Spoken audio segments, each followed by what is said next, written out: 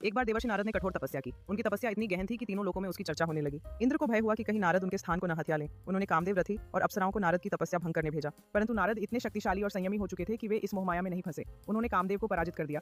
नारद ने अपनी तपस्या के बल पर कामदेव की शक्ति को नकार दिया। इस विजय से नारद को अहंकार हो गया कि वे कामजीत, काम पर विजय प्राप्त है। उन्होंने जाकर भगवान विष्णु से अपनी विजय की प्रशंसा की और कहा कि मैंने काम को जीत लिया है, अब मैं ब्रह्मचारी कहलाऊंगा।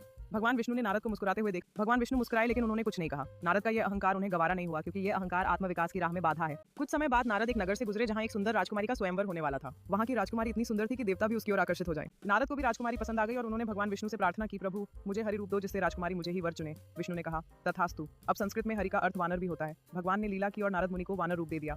नारद को विश्वास था कि उन्हें बहुत सुंदर रूप मिला है। वे स्वयंवर में पहुंचे, लेकिन राजकुमारी ने उन्हें देखकर हंस दिया और किसी अन्य राजकुमार को वर चुन लिया। नारद को जब आईना दिखाया गया तो देखा कि उनका मुख वानर जैसा हो गया था। तब उन्हें क्रोध आया और उन्होंने समझा कि यह विष्णु की लीला है।